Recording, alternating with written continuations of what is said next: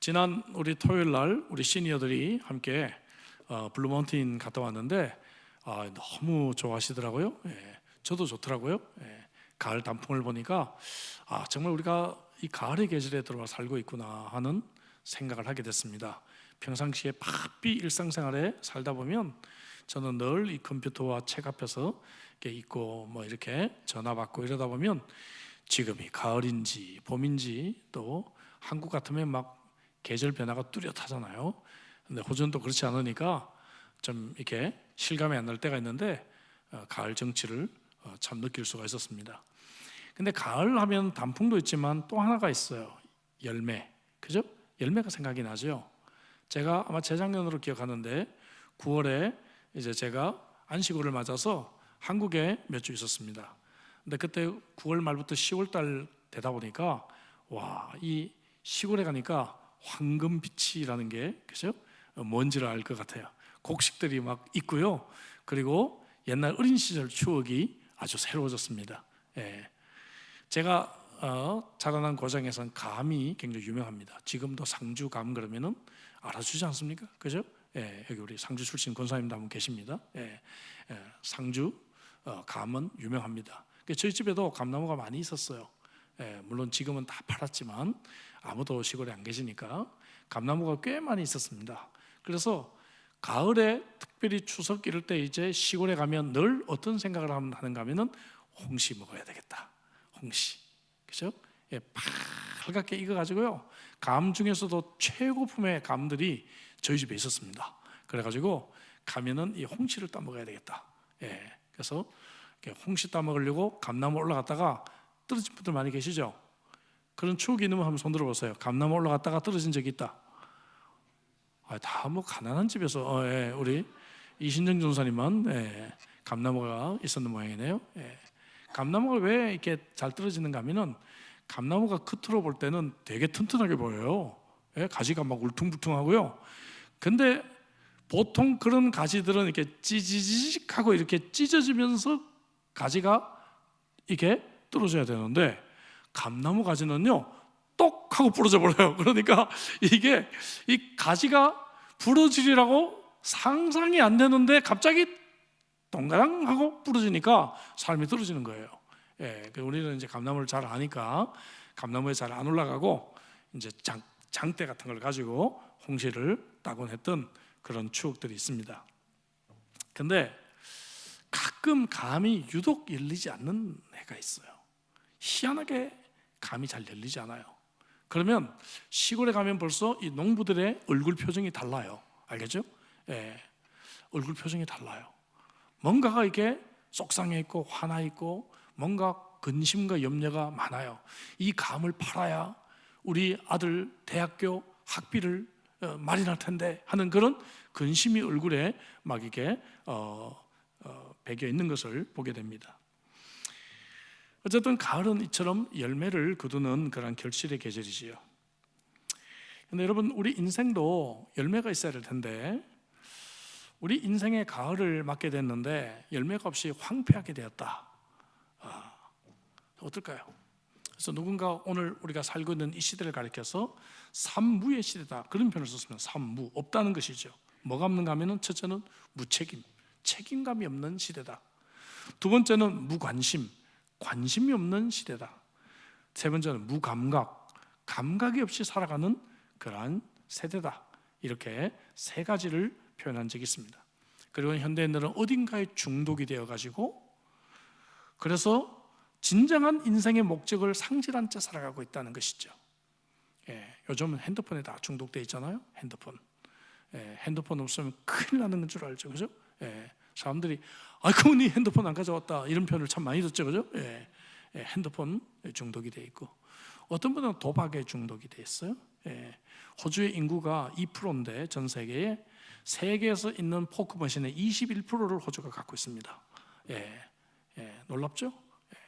이 정도로 이 호주에서는 이 포커 머신 이런 것들이 참 이렇게 사회적인 문제를 참 많이 일으키고 있다는 걸 보게 되죠. 어떤 사람은 이제 K-드라마에 빠져가지고 동남아 사람들 특별히 막 K-드라마 보다가 실명되고 막 하잖아요, 그죠? 밤에 어두운 밤에 불 꺼놓고 막 침대에서까지 핸드폰으로 K-드라마 보다가 눈에 이상이 생겼습니다. 그래가지고 막 안과 가서 실명 선고를 받고 이런 문제가 생기고 있다는 것이죠. 오늘날 사람들은 진지하게 인생을 생각하지 않아요. 진지하게 뭔가 의미 있는 것들을 생각하지 않습니다. 지금 오셀란 뮤지엄에서 그 람세스 이집트 고대 그 이집트전이 열리고 있어요. 여러분 아세요? 알긴 하세요? 이제 이번 토요일이면 끝나요, 그게. 저는 대형 박물관에서 몇 번을 봤기 때문에 안 갔는데 아주 이걸 볼 수 있는 절호의 기회입니다. 근데 관심이 없어요, 이런 거. 그 미라 그 죽은 시체 봐서 뭐해? 이렇게만 생각해요. 그 속에 담겨있는 역사와 그 속에 담겨있는 인류의 문화와 그리고 이것을 성경 어느 시대 때 사람인가 하는 것을 생각을 하지 않고 우리는 살아간다 이거죠. 그냥 지금의 만족, 순간의 쾌락 이것만 쫓고 살아가고 있다는 것입니다. 자, 오늘 이 본문의 무화과 나무가 열매가 없는 비유를 우리가 읽었어요. 여러분, 근데 여러분 우리도 이렇게 열매가 없는 인생이 될 수가 있는데 예수님께서 우리 인생을 참으로 부르신 이유가 뭘까? 주님께서 제자들을 선택하신 이유가 뭘까? 그것은 한마디로 열매 맺는 인생을 위해서 부르셨다는 거예요. 여러분 요한복음 15장에 포도나무 비유를 우리는 압니다. 5절에 보니까 나는 포도나무요 너희는 가지니 가지가 포도나무에서 떨어지면 열매를 맺을 수가 없다 그렇게 말씀하시고 16절에 보니까 내가 너희를 택한 것은 너희로 가서 열매를 맺게 하려 함이라 라고 말씀하고 계시잖아요. 그러니까 하나님께서 우리를 예수 믿게 하시고 이렇게 교회에 불러주시고 우리가 하나님을 예배하고 우리 인생의 호흡을 계속해서 주신 이유가 있다면 그것은 뭐예요? 우리로 하여금 열매를 기대하신다는 거예요.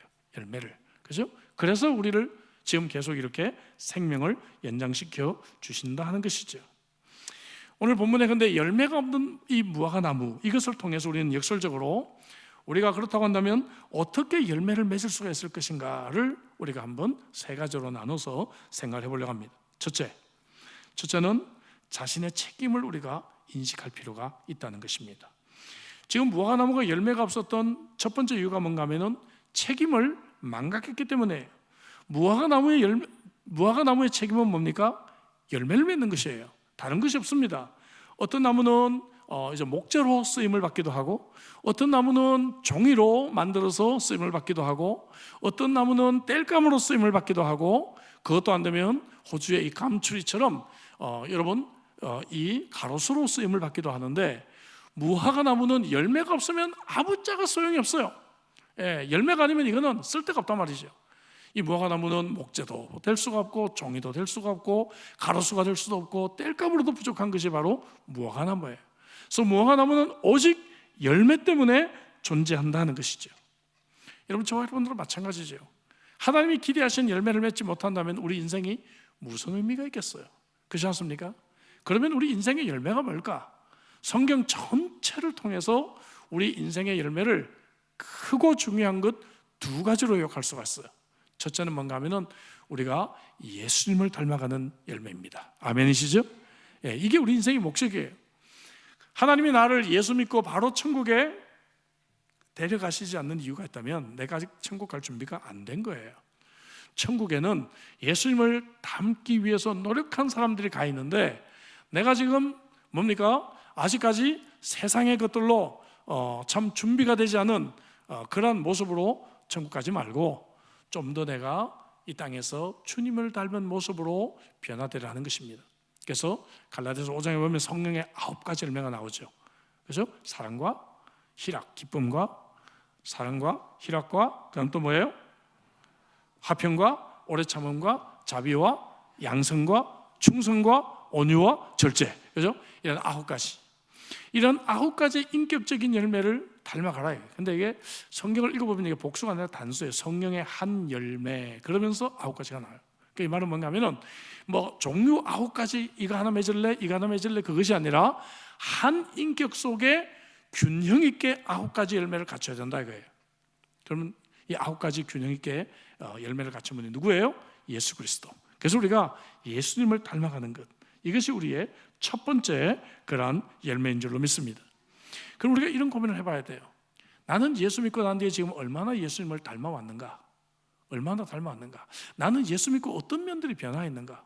나는 교회를 다니면서 어떤 면들이 좀 내가 달라지고 성숙해졌는가? 그죠? 내가 뭐 교회 다닌 지 10년 됐어. 내가 목사님 제가 우리 리버티 교회 나온 지 20년 됐어요. 예? 이 횟수가 자랑스러운 것이 아니라 내가 20년 동안 교회를 다니면서 어떤 열매가 내 속에 맺어졌는가, 내가 어떤 부분이 주님을 닮아가게 됐는가를 우리가 한번 생각해 봐야 되지 않는가 하는 것입니다. 예. 여러분들은 좀 변화된 것이 있나요? 예. 저는 참 많이 변화됐어요. 예. 저는 정말 어렸을 때부터 교회를 다녔지만 제가 20대 때 방황하고 다시 제가 신앙을 회복하고 목사가 되기로 결심하고 난 뒤에 참 많이 변화됐습니다. 예. 여러분 잘 모르시죠? 그럼 이렇게 생각하면 돼요. 저 유목사 과거에는 얼마나 못됐을까 생각하시면 돼요. 그죠? 예. 예.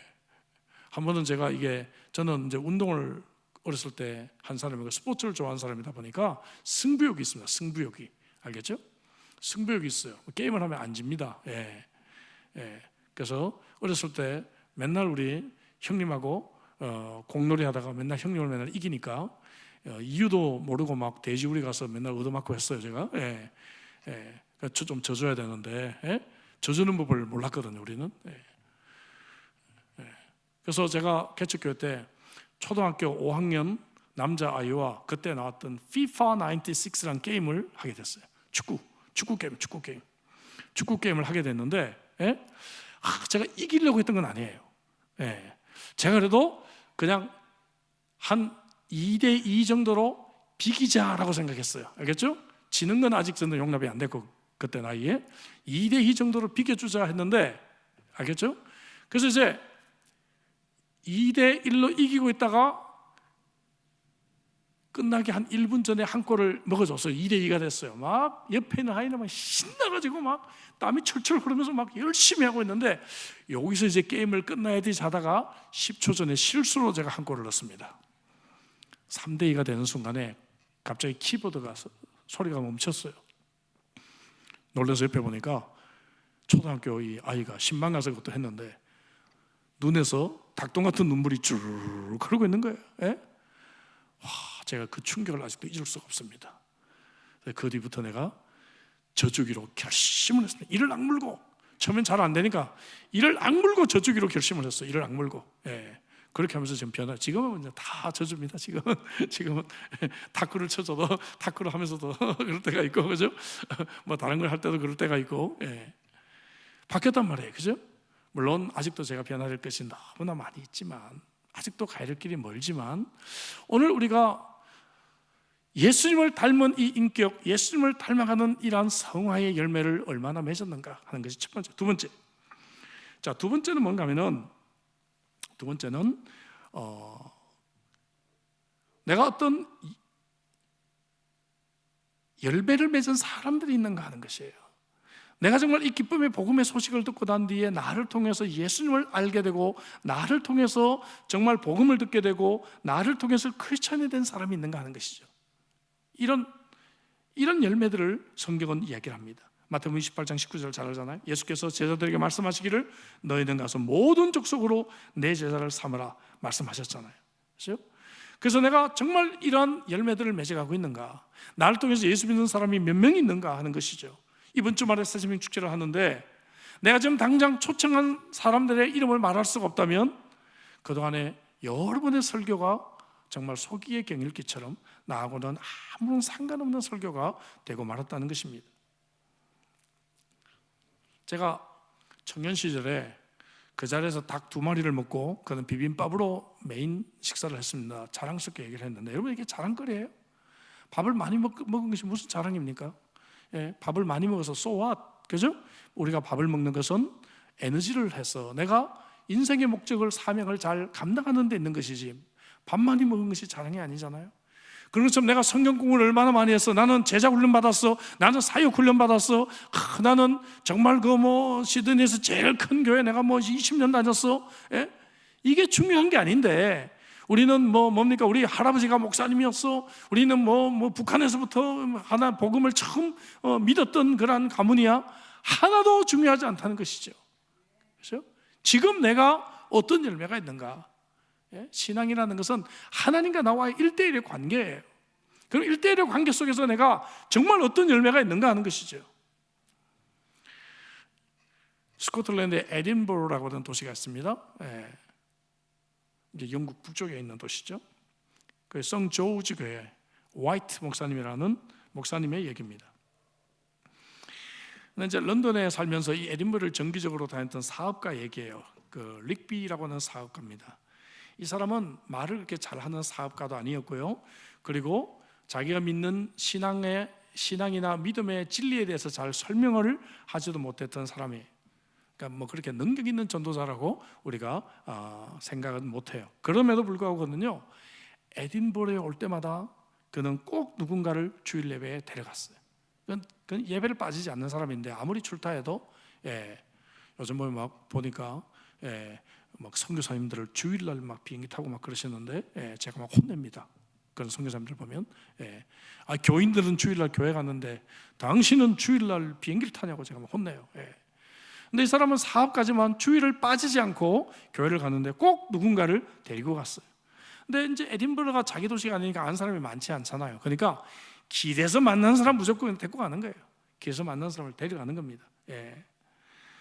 그래서 어느 날 역시 주일날 도저히 사람이 없어서 막 교회를 가는 길에 누굴 붙잡고 교회 가자고 막 강건을 하는 거예요. 그러니까 처음에 막 화를 내죠. 누구나 다 그렇지 않겠어요? 처음에 막 화를 내는 거. 아니 나 지금 약속이 있고 나 지금 볼 일이 있는데 왜 그러냐고. 근데 하도 사정을 하니까 여러분 사람이요 6번 말을 들으면 그 말이 진짠가? 라고 생각한다는 심리학적인 통계가 있습니다. 알겠죠? 6번 말을 들으면. 그러니까 여러분들이 지금 이상한 말 들으셨죠? 우리 유목사가 교회 돈을 횡령해서 이게 건축비에서 교회 돈을 횡령해서 지금 어디 그 외국 가서 어디 가서 놀고 있다. 이런 들었다면 처음에는 에이 웃기지 마. 두 번째는 아이 그런 얘기 하지 마. 세 번째는 아이 그럴 리 없을 거야. 네 번째는 뭡니까? 뭐 그래 뭐 그럴 수도 있긴 있겠지만 뭐 괜찮아. 6번 들으면 사실이 돼버리는 거 사실이. 알겠죠? 그래서 우리가 전도를 할 때도 끈기 있게 초청을 해야 됩니다. 무비나잇 한번 얘기해보고 신사답게 그래 약속 있어? 할 수 없지. 이게 아니라 그죠? 그 약속 좀 바꿀 수가 없어. 그 약속 급하지 않으면 이런 기회는 오지 않아. 우리가 6번을 강건을 해봤냐 하는 것이죠. 그래서 이 사람은 이렇게 강건하다 보니까 할 수 없이 교회를 따라왔는데 그날 예배 시간에 은혜를 받고 그리스도인이 되게 됩니다. 이튿날 릭비가 마침 이 화이트 목사님 댁 근처를 지나가게 되었는데 한 번도 이 목사님이랑 개인적으로 이렇게 얘기를 못 해가지고 한번 잠깐 인사라도 제대로 한번 해보자. 집을 들렀는데 마침 목사님이 계셨어요. 그래서 목사님이 들어오라 그래가지고 이제 방문을 하면서 제가 어제 어떤 분을 전도해 갔는데 그분이 예수님을 영접했는데 교회에서 좀 잘 양육해 줬으면 좋겠습니다. 이런 얘기를 하니까 목사님이 죄송합니다. 선생님 성함이 어떻게 되십니까? 그러니까 제 이름이 릭비입니다 했더니 목사님이 깜짝 놀라면서 자기 방에 들어가더니 편지를 이만큼을 갖고 오더래요. 그 당시에 이제 손편지 쓸 때니까 편지를 이렇게 그냥 갖고 오더니 그중에 하나를 읽어준답니다. 지난 주말 에딘버러에서 보내게 되었는데 릭비라는 사업가를 길에서 만나 교회에 데리고 왔고 저는 그날 예수님을 만나게 되었습니다. 다른 편지를 전부 그런 편지예요. 그중에 12개는 젊은이들에게서 온 편지였다고 합니다. 그죠? 그리고 그 편지를 쓴 사람 중에 4명은 이미 신학생이 되어져 있었다고 그래요. 와, 놀랍지 않아요? 그러니까 우리는 몰라요. 여러분 길거리에서 내가 우연히 만나게 되는 사람이라 할지라도 정말 우리가 복음을 전했을 때 하나님은 어떤 역사를 행하실지 아무도 모른다는 거예요. 그렇죠? 정말 우리가 이런 열매를 맺어본 적이 있는가? 3개월 전부터 새조명 축제를 광고하고 가끔씩 설교하고 도전해 왔는데 여러분들이 오늘 정말 이번 토요일 날 데려올 사람이 한 명도 없다. 그렇죠? 한 번도 별로 진지하게 생각해보지 못했다. 최선을 다해서 노력해보지 못했다. 그러면은 나는 정말 열매가 없는 그리스도인이 아닌가 고민을 해볼 수밖에 없다는 것입니다. 자, 본문에 보면 무화과나무가 어디에 심겨졌는가? 좋은 땅에 심겨졌다는 것을 말하고 좋은 땅에 심겨진 특권이 있었다는 거예요. 6절에 보니까 포도원에 이거를 심었습니다. 이스라엘을 가보시면 알겠지만 이스라엘은 사막 지역입니다. 그래서 좋은 땅이 별로 없어요. 근데 좀 좋은 땅이 있다면 그곳에 농장을 짓는다는 것이죠. 그래서 포도원을 많이 일구게 되고 포도를 심고 무화과나무를 심어요. 그러니까 이 무화과나무는 좋은 땅에 심겨졌어요. 이건 뭘 말하는가 하면 특권이 있다는 거예요. 특권이. 이게 지금 이스라엘 백성들을 상징하고 있는 겁니다. 예수님 말씀이. 이스라엘 백성들은 뭡니까? 다른 어떤 민족보다도 이런 특권이 있었다는 거예요. 선민이라는 특권이 있었죠. 율법을 받게 됐죠. 정말 그들에게는 성전이 있었죠. 근데 그들만 그래요? 오늘 저와 여러분들 신약시대에 우리 모두가 왕같은 제사장의 특권이 있는 자인 줄로 믿습니다. 그래서 우리는 하나님의 자녀로 이 선택을 받고 살아가는 이 특권이 있다는 것이에요. 근데 이 특권은 항상 책임이 따른다는 거예요. 이렇게 좋은 땅에 무화과나무를 심었으면 좋은 열매를 당연히 맺어야 될 책임이 있다는 것입니다. 저와 여러분들의 이렇게 좋은 시설에서 예배를 드리고 좋은 나라에서 마음껏 하나님을 믿을 수 있는 특권을 주셨어요. 내가 그냥 마음만 먹으면 유튜브를 통해서 얼마든지 좋은 설교를 듣고 좋은 말씀을 듣고 이렇게 신앙생활할 수 있는 특권이 우리들에게 주어졌다는 것이죠. 그런데 우리가 정말 거기에 합당한 사명을, 책임을 감당하고 있는가 하는 것입니다. 제가 새가족반에서 죄의 정의를 설명합니다. 죄라고 하는 말은 하마르티아, 신약 언어로 이 말은 관역에서 빗나갔다. Missing the target, 타겟에서 빗나갔다. 하나님께서 우리 인생을 향한 분명한 목표를 주셨는데 그 목표대로 살지 않는 것을 바로 죄다, 그렇게 말을 하는 것이죠. 오늘 본문의 언어를 빌리면 바로 열매를 맺지 못하는 그리스도인이다, 그렇게 말할 수가 있어요. 오늘 이 시대에 얼마나 책임 없는 그런 사람들이 많습니까? 장가 들어놓고 돈 벌어올 생각하지 않고 와이프가 보다 못해가지고 친정집에서 돈 끌어오고 어떻게 하다 안 되니까 와이프가 그냥 발 벗고 나가가지고 어디 가서 일합니다. 그죠? 예. 아기를 낳아놓고, 그죠? 책임을 질 수 없는, 책임을 지지 않는 어머니들, 그래가지고 뭡니까? 예? 화장실에서 아기 낳아서 그냥 아기 버리고, 남자는 여자가 임신하니까 연애하다 도망가 버리고, 예? 너무너무 무책임한 사람들이 이 시대에 얼마나 많이 있습니까, 여러분? 네? 사업하다가 망하면, 예? 자녀를 먼저 죽여버리고 부부가 그냥 서로, 그죠? 자살해버리고, 얼마나 이런 가정들이 많아요. 우리가 하나님 앞에서 세약하고도 아내를 버리고 하나님 앞에서 세약하고도 우리가 최소한의 가정을 향한 윤리적인 책임을 다하지 못하고 있는 무책임한 신앙인들이 얼마나 많이 있습니까? 공동체 생활도 마찬가지죠. 교회 생활도 책임지긴 싫어해요. 그렇죠? 교회에서 집사가 되면 뭐 헌금인 이런 거 해야 되잖아, 안내원 이런 거 해야 되잖아, 주차위원 해야 되잖아. 그래서 뭡니까? 그냥 집사 안 하려고 그래. 집사. 그리고 안수집사, 권사 그런 거 했다가는 큰일 난다고 생각합니다. 그냥 뭡니까? 책임 없이 방관하며 살아가기를 사람들이 원한다는 것이죠. 목회를 하면서 가끔 제가 그렇게 속상할 때가 있습니다. 혹시 우리 교회가 너무 자유롭기 때문에 정말 저렇게 신앙생활하고 있지는 않는가? 우리 교회는 뭐 헌금 시간에 뭐 매미채 돌리는 것도 아니고, 그죠? 누가 헌금하는지 눈을 부릅뜨고 이렇게 지켜보고 있는 것도 아니고, 얼마나 자유롭습니까? 이런 자유로움 때문에 마땅히 하나님 앞에서 내가 감당해야 될 헌금의 의무와 이 책임을 우리가 안 하고 있지는 않는가 하는 것이죠. 한 가지 예를 든다면 전도도 마찬가지입니다. 우리가 이런 공동체 속에서 책임을 우리가 망각하고 살아가고 있지 않는가 하는 것이죠. 그래서 오늘 이 말씀을 통해서 우리가 나의 책임이 무엇인지를 다시 한번 깨달을 수 있기를 주의 이름으로 축복합니다. 두 번째는 나의 상태를 인식할 필요가 있어요. 무화과나무는요, 자신의 상태를 망각하며 살았어요. 열매가 없으면 쓸모없는 존재. 다른 것이 아닙니다. 그런데 무화과나무가 잎이 무성해, 이런 거 가지고 자랑하고 있냐 그 말이죠. 여러분, 얼마나 많은 신앙인들이 그런 거 자랑해요. 나 이거 뭐 구찌 가방 샀어 하고 막 가져와서 개인이 사람들 앞에서 이러고 막 다니고, 그죠? 가방 봐 이러면서, 그죠? 다니고 뭡니까? 뭐 비싼 거 액세서리 하고 오면 목이 왜 이러지 그러고 막 이러면서 자꾸 보여주려고 막 애를 쓰시고. 여러분, 그것이 우리의 자랑이 됩니까? 무화과나무가 잎이 무성해, 이게 어떻게 자랑이 돼요? 여러분, 오히려 그만큼 열매가 없다는 것이 창피하고 부끄러워할 수 있어야 됩니다, 여러분. 아멘이시죠?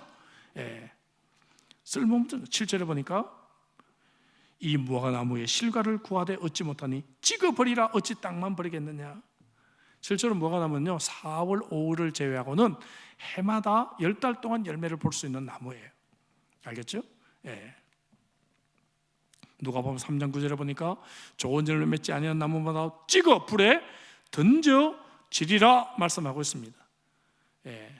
걸음을 낭비하고 에너지만 소비했을 뿐 차라리 다른 나무를 심었으면 좋았을 것을 이 생각하는 거예요. 이 생각. 하나님 우리를 보실 때 그런 마음이 없기를 주의 이름으로 축복합니다. 여러분, 또한 그리스도인의 영향력을 우리가 생각해야 됩니다. 7절에 뭐라고 얘기해요? 어찌하여 땅만 버리냐?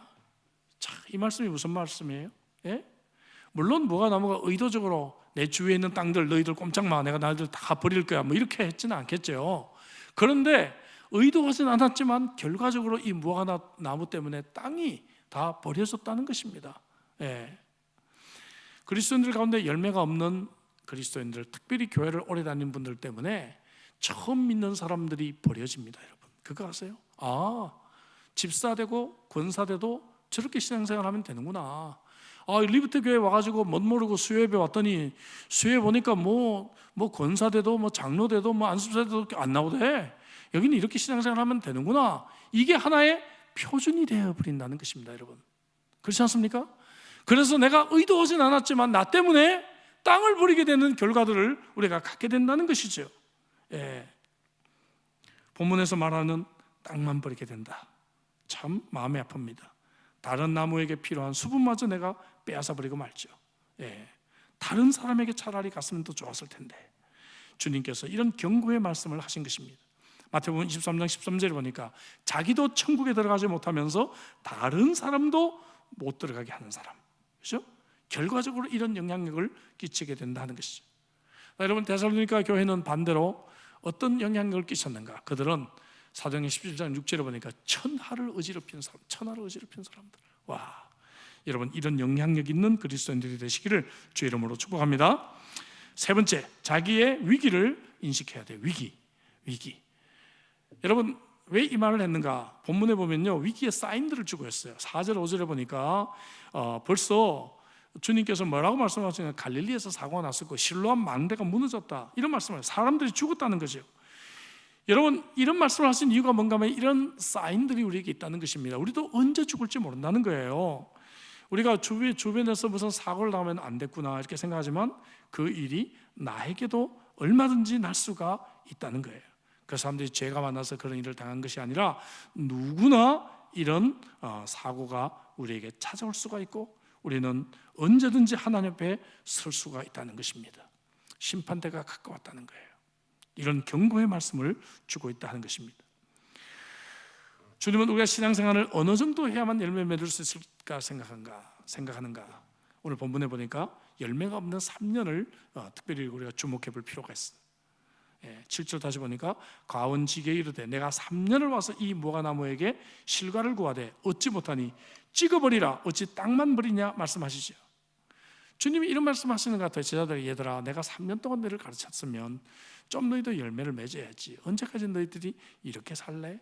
그렇죠? 제가 대학을 졸업하고 바로 신학대학원을 안 가고 일반 회사에 입사를 하려고 좀 시도를 했었습니다. 그래서 어느 회사 오리엔테이션을 제가 한번 참석한 적이 있는데요. 그때 제가 굉장히 인상 깊게 들었던 이야기가 있습니다. 아직도 잊어버리지가 않아요. 그때 그 부장이라는 분이 와서 오리엔테이션을 하는데 그 얘기를 하더라고요. 여러분들 중에 3년 이내에 회사를 그만두면 회사는 큰 손실입니다. 3년 동안은 여러분들이 회사를 위해서 돈을 벌어주는 게 아니라 회사가 여러분들을 먹여 살려줍니다. 3년 정도 지나고 나야 여러분들이 회사에게 도움이 됩니다. 플러스가 됩니다. 그러시면서 만약에 여러분 직장이 마음에 안 들거든 지금 그만두시고 3년 일하고 그만두지 마세요. 그 얘기를 하더라고요. 저는 그 얘기 듣고 그 자리에서 그만둔다 그랬어요. 저는 그만둔다 그러고 나왔는데 이 얘기 뭔가 하면 3년이 돼야 어느 정도 직장의 일을 알고 좀 우리가 익숙하다, 그렇게 우리가 말할 수가 있겠죠. 우리 속담에도 스당께 3년이면 뭐예요? 풍을 울른다. 그런 말 있잖아요, 그죠? 식당께 3년이면 라면을 끓인다. 뭐 이런 말이 있잖아요, 그죠? 뭐 좀 변형 버전으로. 그러니까 이 3년이라는 시간이 우리로 하여금 뭔가를 기대할 수 있는 시간이다 이거죠. 기대할 수 있는 시간. 예. 여러분, 예수님 이제 3년 되셨나요? 3년 지나셨나요? 30년 되셨다고요? 몇 년 되셨습니까, 여러분? 그렇다고 한다면, 예? 이제 우리가 정말 큰 열매가 맺혀져야 되지 않는가? 이 과수원지기가 3년 열매가 없으니까 예수님에게 사정을 해요. 한 번의 기회를 더 주세요. 근데 예수님이 마지막 기회라고 하는 암시를 본문에 주고 있어요. 언제까지나 여러분 시간이 주어지는 거 아니에요. 그렇죠? 예, 반드시 마감할 날이 옵니다. 마감할 날이 와요. 마감을 해야 돼요. 예, 성경에서 말하는 때라는 것이 있습니다. 때라는 것. 예, 때라는 것이 있어요. 학생들은 학기 말이 되면 반드시 에세이를 쓰고 시험을 보거나 해가지고 이제 이번 학기를 마쳐야 됩니다. 예, 저도 지금 학생들 채점을 조금씩 하고 있는데요. 예, 이 에세이를 안 낸 학생들은 점수를 줄 수가 없는 거예요. 그렇지 않습니까? 예. 그리고 이제 뭡니까? 성적을 처리해서 학교에 다 넘기고 나면 끝나는 거예요. 이제 그때는 뭐 교수님 뭐 제가 뭐 자녀 결혼 때문에 한국 다녀오느라고 진작 얘기하지. 이제 끝났는데 성적 다 넘겼는데 나보고 어떻게 하라는 얘기예요. 그죠? 예, 할 수가 없어요. 마찬가지로 우리 인생도 어느 순간에 종을 땡땡땡 치고 하나님 앞에 가야 된다는 것입니다. 그때 우리가 하나님 앞에 어떤 열매를 보이게 될 것이냐.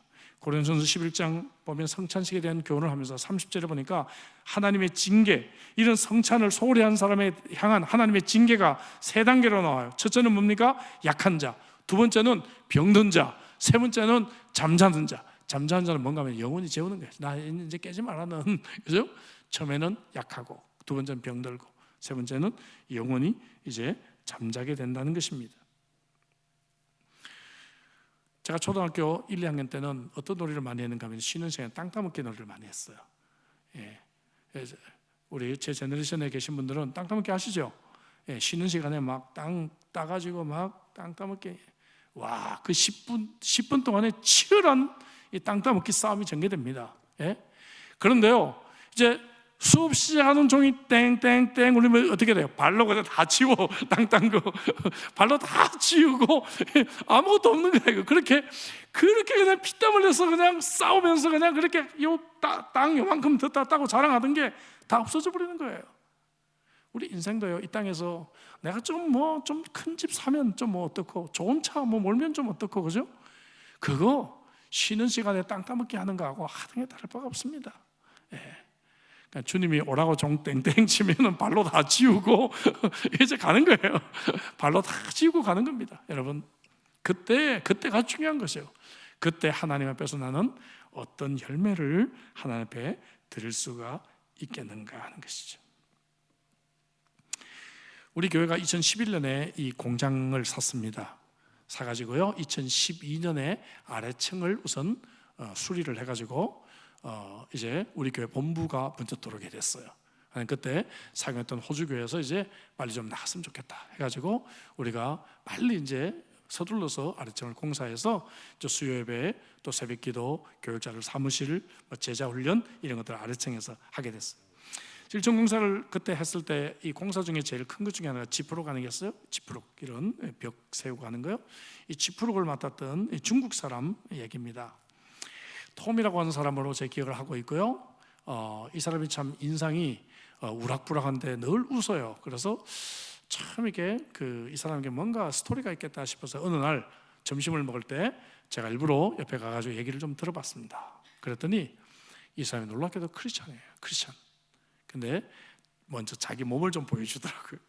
보여주니까 전부 마약 주사 자국이 그냥 가득합니다. 예, 문신도 지워지지 않는 문신이 있고요. 마약 주사 바늘 자국이 그냥 너무너무 이렇게 많았어요.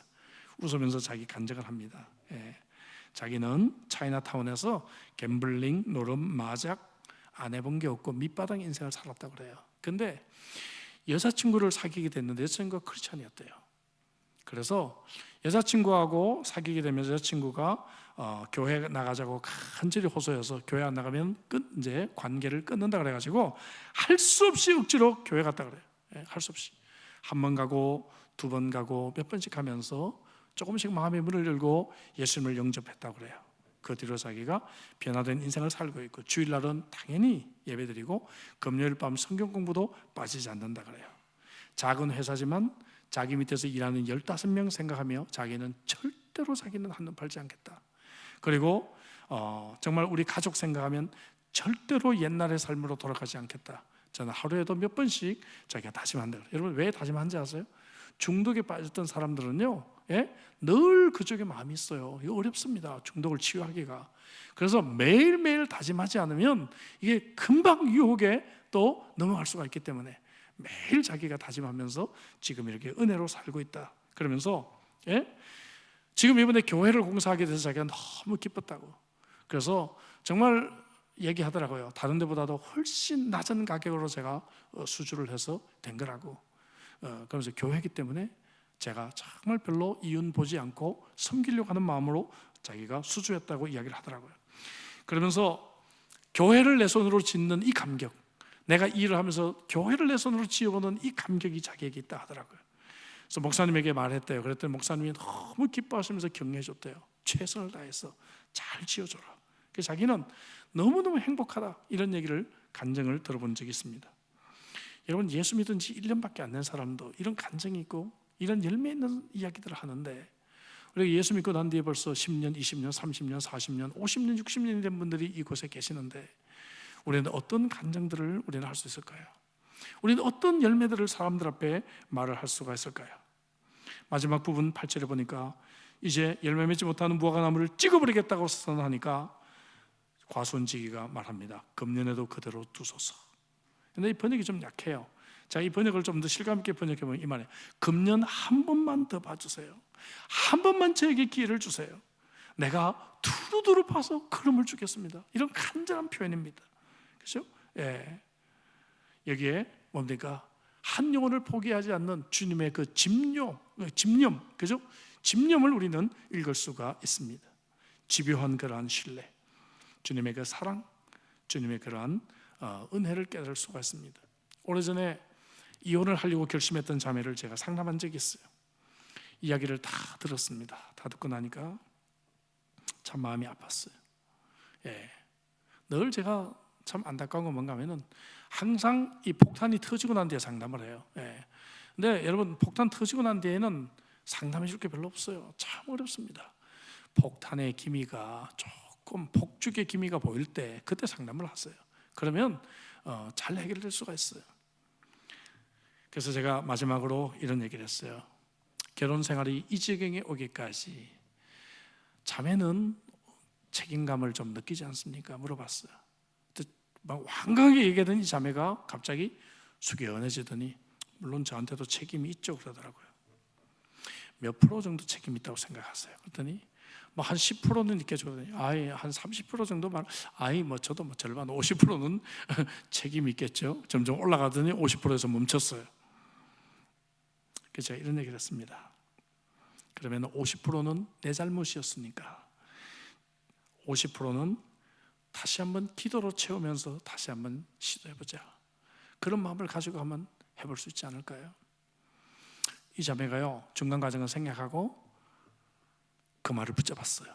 그래서 목사님, 제가 정말 기도하지 않고 신앙적으로 가정을 한번 해결해 보려고 하지 않았습니다.